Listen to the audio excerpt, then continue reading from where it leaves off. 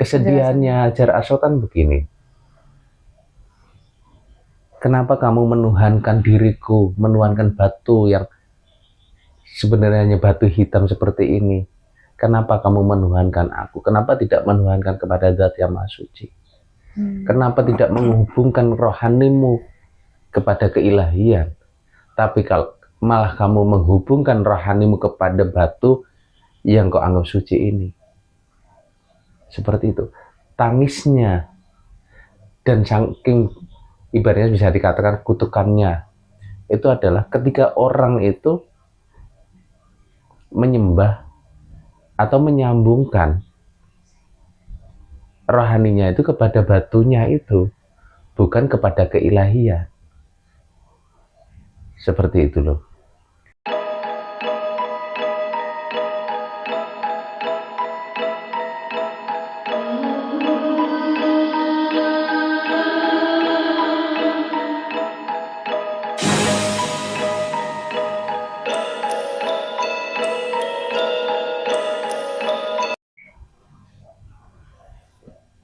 Assalamualaikum Mas Pijes. Waalaikumsalam warahmatullahi wabarakatuh.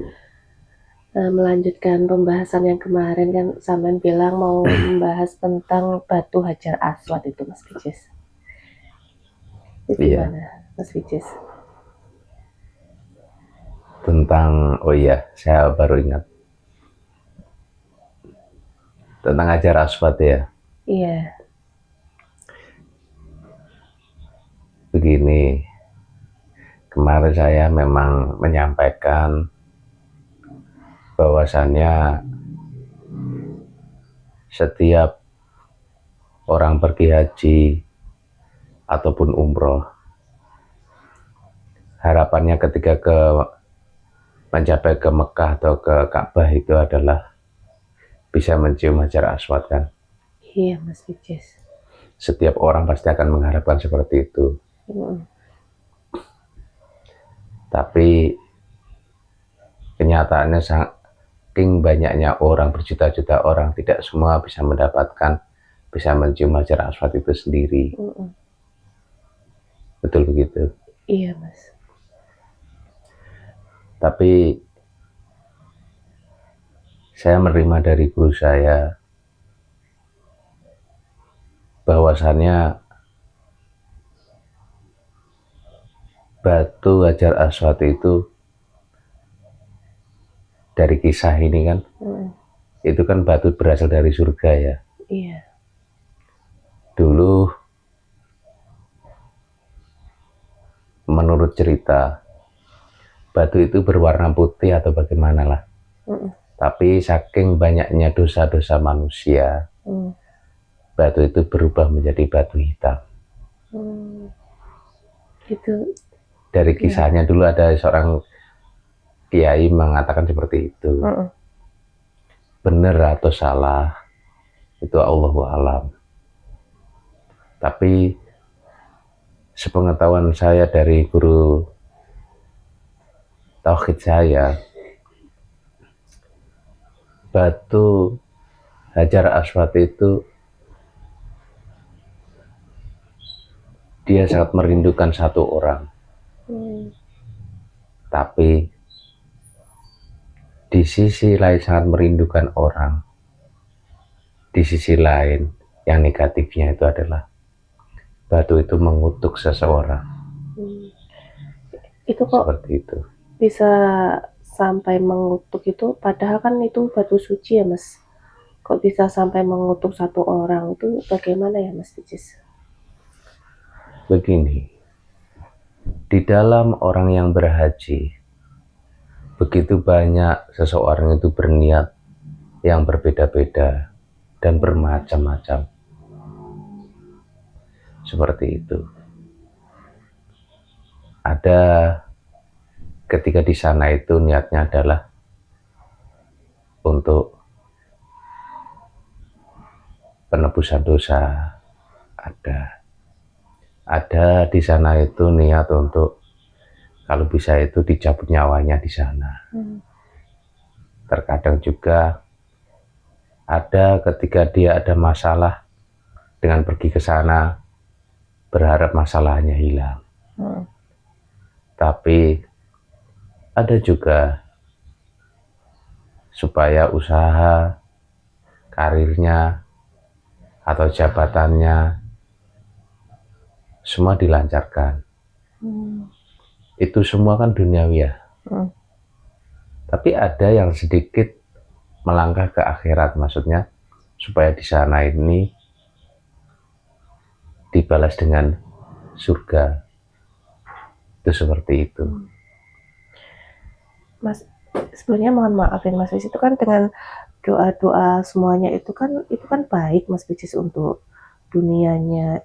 Bilangnya kan di sana itu kan setiap apa yang didoakan akan dikabulkan.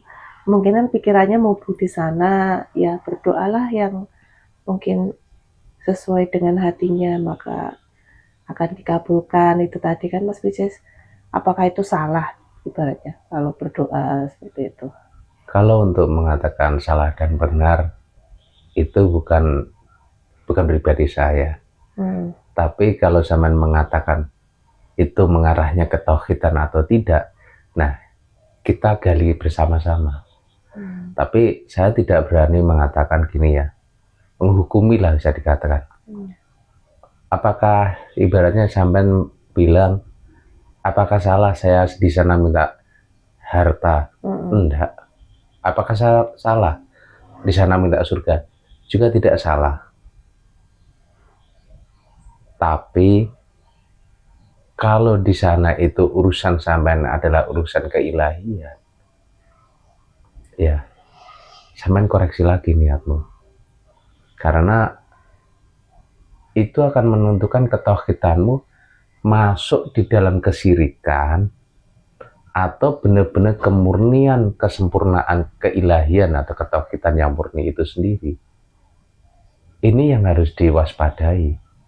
Kalau memang tujuan sampainya itu ketika mau berhaji atau umroh, itu harus kamu pahami betul keniatanmu itu. Jangan semata-mata hanya duniawi ya.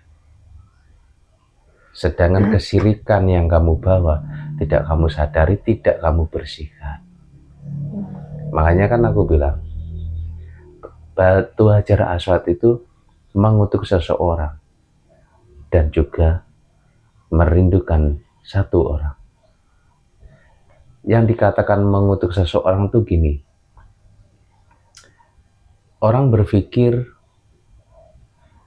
ketika dia memandang batu Hajar Aswad dan berdoa atau menciumnya, apalagi lebih-lebih itu menciumnya, dia berpikir semua harapan dan doanya itu dikabulkan. Dan bisa dibilang itu adalah orang-orang yang orang pilihan lah.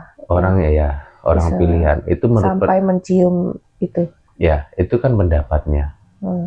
Tapi kalau keilahian atau ketauhidannya itu menuhankan benda itu atau menganggap dengan benda itu bisa dikabulkan, ini kalau untuk masalah ketauhidan ya ini berbahaya. Berbahayanya itu apa bedanya suatu benda ini dianggap sebagai pengabul semuanya. Ini kalau kemurnian ketauhidan ya. Jadi seperti itu. Kalau untuk ketauhidan yang benar itu ketika kita mencium Hajar Aswad itu bagaimana yang benar itu Mas Bijis untuk ketauhidan itu? Yang pasti ditata niatnya dulu, semata-mata hanya Allah dan tidak mengharap apapun kecuali hanya penghambaan lahir batin ini kepada Zat yang Maha Suci, mengikuti Kanjeng Nabi dan wujud tata krama kepada Allah. Seperti itu. Ketika pas mencium Hajar Aswad itu. Iya. Ketika memandang atau mencium itu. Iya, seperti itu. Bener la ilaha illallah Muhammadur Rasulullahnya itu benar-benar tertanam di dalam rohaninya. Seperti itu. Kayak disitulah kita mengoneksikan pribadi kita kepada keilahian. Jangan sampai berhenti di batunya. Yang berbahaya di mana? Ketika seseorang itu berhenti di dalam bendanya, tidak diteruskan kepada keilahiannya, itu menjadi kesyirikan. Mungkin maksudnya Hajar Aswad itu kan maksud juga makhluk lah ya. Iya kan Mas Wicis. Iya. Ibaratnya kenapa dia mungkin bersedih lah. Kenapa kamu mencium aku, tapi gimana Mas Wicis? Iya. Kesedihannya Hajar Aswad kan begini. Kenapa kamu menuhankan diriku, menuhankan batu yang sebenarnya hanya batu hitam seperti ini? Kenapa kamu menuhankan aku? Kenapa tidak menuhankan kepada Zat yang Maha Suci? Kenapa tidak menghubungkan rohanimu kepada keilahian? Tapi kalau malah kamu menghubungkan rohanimu kepada batu yang kau anggap suci ini. Seperti itu. Tangisnya dan saking ibaratnya bisa dikatakan kutukannya itu adalah ketika orang itu menyembah atau menyambungkan rohaninya itu kepada batunya itu, bukan kepada keilahian. Seperti itu loh. Ini yang harus ibaratnya sampai kalau suatu saat ke sana, kamu harus waspada dan hati-hati. Karena disitulah persimpangan di mana sampai akan menuju kepada kemurnian ketauhidan, keilahian, atau sampai tergelincir di dalam kesyirikan itu sendiri. Itu seperti itu. Nah, yang tadi aku katakan Hajar Aswad merindukan satu orang itu apa? Adalah orang yang benar-benar di dalam ketauhidannya mengikuti Kanjeng Nabi Muhammad. Keilahiannya mengikuti Kanjeng Nabi Muhammad, bertuhan kepada Tuhan yang Esa, kepada Allah Zat yang Maha Suci itu sendiri, dan tidak bersekutu dengan suatu apapun. Tapi kalau kita bersekutu dengan suatu apapun atau menduakan, menganggap ada sesuatu yang lain selain Allah, sedangkan Allah adalah Maha Penyemburu. Seperti itu. Coba direnungi lagi. Batu Hajar Aswad itu sangat merindukan seseorang yang bertauhidnya adalah murni.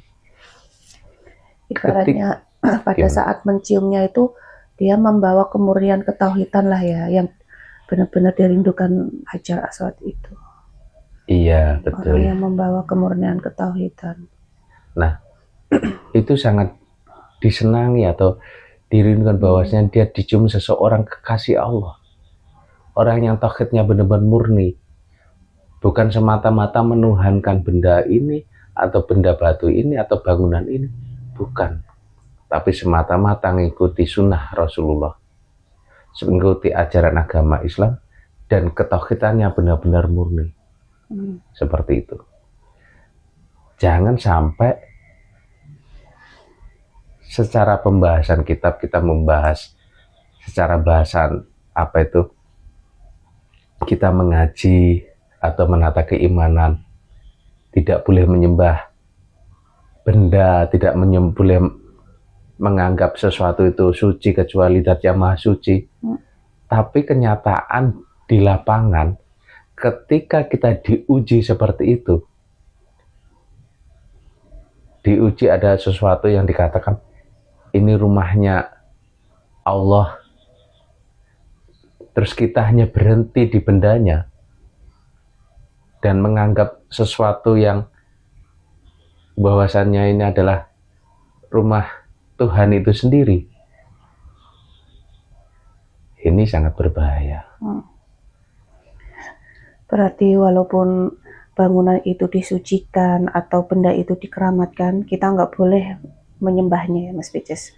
Ibaratnya bukan berarti maksudnya menyembah dengan, maksudnya kan di dalam hati itu loh Mas Wicis, ada kesyirikan itu loh. Nah, kesyirikan yang tidak sangat disadari, lembut lah, yang tidak disadari. Iya, Iya. saya dulu juga berpikir seperti itu. Pertama saya waktu dulu itu belum mengenal atau belum dikenalkan oleh Allah dan oleh guru saya tentang ketauhidan. Ketika saya dulu bercita-cita ke sana, ya saya mau ini, mau itu, kayak ketika saya di sana itu dekat dengan Allah. Karena di situ dengan bahasa rumah Allah itu sendiri. Ketika orang dekat dengan rumahnya Allah, otomatis ketika ngetuk pintu itu lebih cepat didengar. Nah, setelah saya dipahamkan oleh guru saya tentang ketauhidan, bahwasannya Kanjeng Nabi Muhammad itu menyampaikan bahwasannya Allah itu lebih dekat daripada urat nadi leher kita, dan Allah lah yang zahir dan Allah yang batin, dan Allah meliputi segala sesuatu, dan Allah lah tidak bisa digambarkan atau dipikirkan dan tidak terbatas. Ini dengan ajaran ketauhidan yang saya terima saat ini dan dulu saya terima waktu itu, ini kayak berseberangan. Tapi kenyataannya Kanjeng Nabi Muhammad menyampaikan kebenaran keilahian itu seperti itu. Allah tidak bisa dibatasi dengan apapun, tidak bersemayam dimanapun, itu loh. Karena Allah meliputi segala sesuatu dan tidak terbatas dan tidak bisa digambarkan. Iya. Begitu. Artinya kita harus hati-hati betul ya Mas Picis dengan niat kita ketika mau haji dan umrah itu. Iya. Memang waspada betul. Apalagi ya kenyataannya itu kita harus teliti betul antara ketauhidan, ajaran ketauhidan Kanjeng Nabi Muhammad, atau saya menyampaikan yang kemarin itu adalah laku Islam, atau sekedar menjalani agama Islam. Ini memang sedikit agak berbeda. Gitu loh. Lah, kalau bisa jalanilah agama Islam kalau kamu mau muslim, dan juga jalanilah keislaman, supaya ketauhidanmu itu tidak dalam diliputi kesirikan yang kamu tidak menyadarinya. Itu seperti itu. Makanya ketika seseorang di Ka'bah atau di Mekah, atau saat waktu sampai haji atau umroh, itu bisa sampai menjadi tolak ukur kedudukanmu dan kedudukan Tuhanmu itu seberapa dekat dan seberapa jauh. Itu seperti itu. Atau kedudukan Tuhanmu bersemayam di situ ketika kamu tinggal, kamu begitu jauh. Itu akan kamu kelihatan betul bahwasannya keimanan, ketauhidanmu masih cacat atau tidak, masih benar-benar diperbaiki atau tidak, atau betul-betul ketauhidanmu itu yang dikatakan bahwasannya Allah lebih dekat daripada urat nadimu. Itu seperti itu. Iya. Ini yang saya rasakan tuh mungkin ketika di Mekah itu untuk kesyirikan itu sangat lembut sekali, Bang Picis, Mas Picis. Kayak susah membedakan gitu loh. Iya, kalau makanya kan untuk yang lebih mudanya mau menjalankan agama Islam, sekedar menjalankan Islam, agama Islam atau menjalankan keislaman. Tapi kalau menjalankan agama Islam, sampai di situ mau minta surga, mau minta dunia, mau minta kesusahan sampai dihilangkan, ya sah-sah saja dan boleh-boleh saja, bisa mungkin diijabah atau dikabulkan karena wujud kasih sayang dari Allah itu sendiri. Tetapi sebenarnya dari batu Hajar Aswad itu membawa kutukan, bahwa dia sangat membenci sekali orang dalam kesirikannya, sangat mengutuk orang dalam kesirikannya, menganggap ketika di situ seseorang itu menuhankan suatu bangunan atau menuhankan suatu benda, itu di situ. Nah, itulah yang tidak disadari dan tidak dimengerti kebanyakan orang. Iya. Ini saya pribadi ya Mas Bicis. Secara ajaran Kanjeng Nabi Muhammad menyembah kepada Tuhan yang Esa dan Tunggal, tapi tanpa sadar aku terhanyut menganggap suatu bangunan itu, benda itu sebagai Tuhan itu sendiri. Itu gimana ya Mas Bicis, rasanya masih Benar.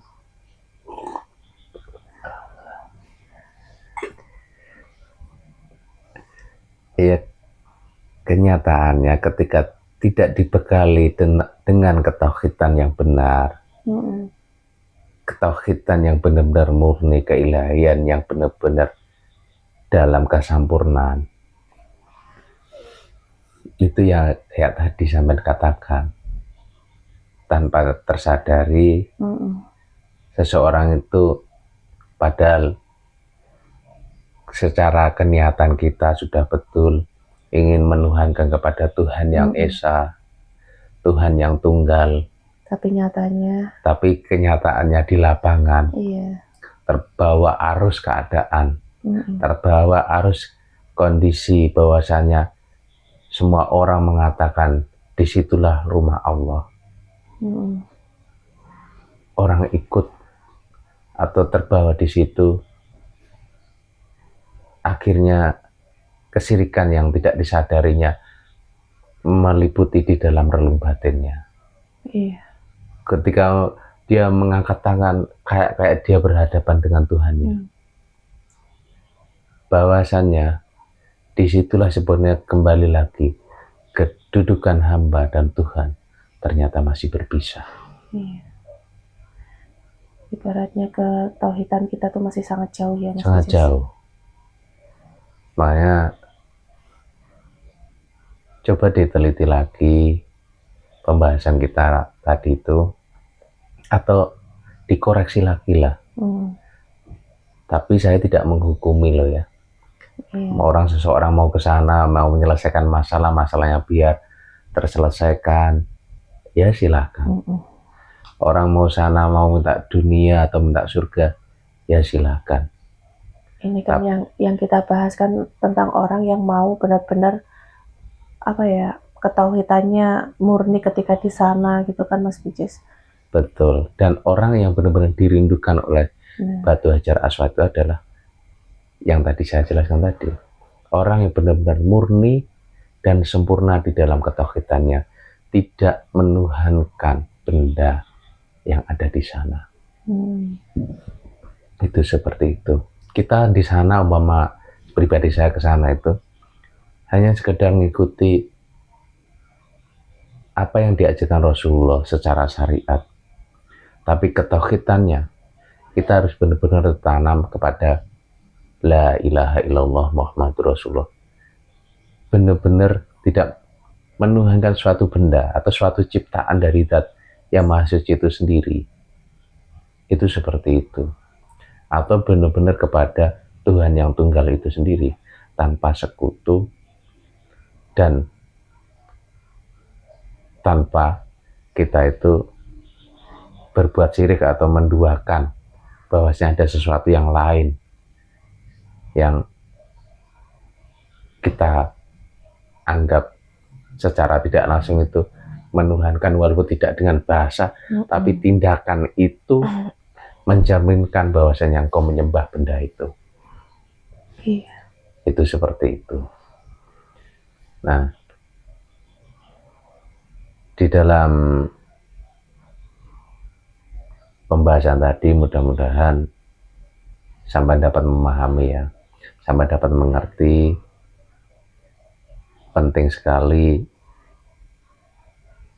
lagi, sangat penting sekali sebelum sana bersihkanlah hatimu, bersihkanlah kolbumu ini dengan perbanyak menyebut nama Zat yang Maha Suci, yaitu menyebut asma Allah itu sendiri, supaya rohani ini terkoneksi atau tersambung dengan keilahian itu sendiri. Seperti itu. Jadi itu supaya kita terjaga, tidak tergelincir dalam kesirikan itu sendiri. Itu kunci dari Kanjeng Nabi Muhammad pernah dahulu itu seperti itu. Dalam kondisi apapun, dalam berdiri, berbicara, bertindak, atau melakukan apapun di dunia ini, jangan kamu lalaikan menyebut nama Allah di setiap keadaanmu, di setiap kondisimu, di dalam kolbumu ini, atau di dalam jantungmu itu. Itu seperti itu. Nah, ini memang ada sesuatu yang menarik di ajaran haji itu sendiri. Tapi mungkin kamu belum tahu juga, mungkin ya. Coba kamu lihat, kenapa Ka'bah itu dibangun, tapi kenapa Kanjeng Nabi Muhammad tidak mau dimakamkan di Mekah? Ada rahasia apa itu? Saya kurang tahu, Mas Picis. Nah, itu sebenarnya sesuatu, ada rahasia yang tersimpan di dalam penempatan itu, yang mungkin saya menerima juga dari guru saya. Secara perjuangan, Kanjeng Nabi kan mengembalikan Ka'bah ini kepada apa itu, tempat suci lah, bukan tempat penyembah berhala dulu ya. Dulu kan sempat dibangun Nabi Ibrahim kalau nggak salah itu, terus akhirnya menjadi tempat suci kan. Setelah itu, jauh dari itu, sebelum Kanjeng Nabi lahir, Ka'bah itu kembali kepada itu menjadi tempat berhala. Tapi akhirnya Kanjeng Nabi memperjuangkan itu, mengembalikan kepada asalnya dari bangunan tersebut, ada untuk tempat beribadahan kepada keilahian, bukan menyembah kepada berhala.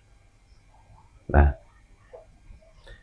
nanti begini, saya jelaskan atau kita bahas bareng-bareng. Sebenarnya kenapa Kanjeng Nabi malah dimakamkan di Madinah, kenapa tidak di Mekah? Iya. Mungkin Seperti itu itu bisa dibahas untuk pembahasan selanjutnya, Mas Picis. Iya. Iya, sebelumnya terima kasih banyak Mas Picis atas waktunya. Mudah-mudahan kita semua menjadi termasuk orang-orang yang dirindukan oleh batu Hajar Aswad tersebut tadi, Mas Picis. Ya, amin. Mudah-mudahan seperti itu untuk semuanya. Dengan keberadaan kita bahas ini, ketauhidan dalam keislaman, kita kembali lagi kepada keilahian yang murni dan yang sempurna, tanpa kesirikan. Seperti itu. Oke. Iya, terima kasih banyak Mas Picis. Assalamualaikum. Waalaikumsalam warahmatullahi wabarakatuh.